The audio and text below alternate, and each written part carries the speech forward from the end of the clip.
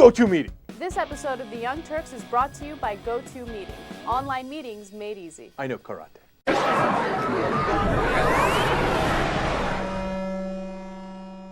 The Justice Department is launching an investigation in East Haven, Connecticut, because the city is accused of discriminating against Latinos. So the discrimination actually started about 2 years ago when people started to realize that police enforcement there were specifically targeting Latino businesses or Latino individuals who were out during the nighttime.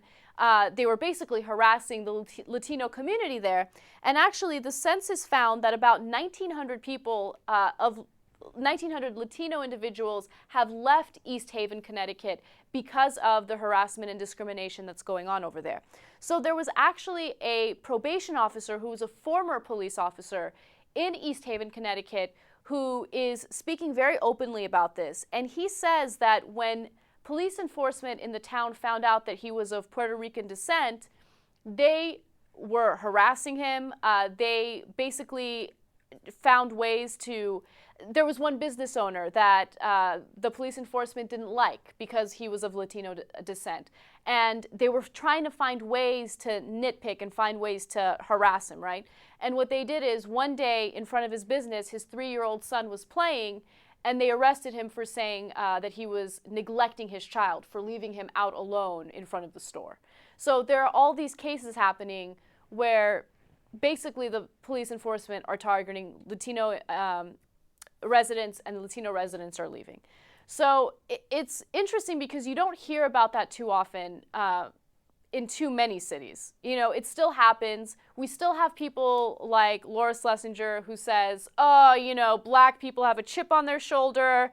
You know, we have a black president. Racism doesn't exist anymore. Discrimination doesn't exist anymore. These people are just crying over nothing. But here's an example. East Haven, Connecticut. You have the Justice Department launching an investigation into the town because of all these specific cases of discrimination. Who would have thought East Haven, Connecticut would be the hotbed for something like this? Yeah, that's what I was wondering. This story came as a surprise to me because you don't hear, of discrimination in East Haven, Connecticut. It's interesting. They're talking about, illegal immigration. All these things keep happening with that, but at least with something like this, you wouldn't see it as far as geographically and from, just the city itself. Maybe because I don't know. I never thought about East Haven, Connecticut before, but it's odd. So then I want to see, even if it's disconnected logic, I wonder what the logic is behind a lot of why they're targeting this group, like just from out of nowhere. Oh, they're crossing the border? What border? Young Turks have a new sponsor, Go-To Meetings. Online meetings made incredibly simple. You can set it up in 2 minutes and you can talk to anyone from anywhere.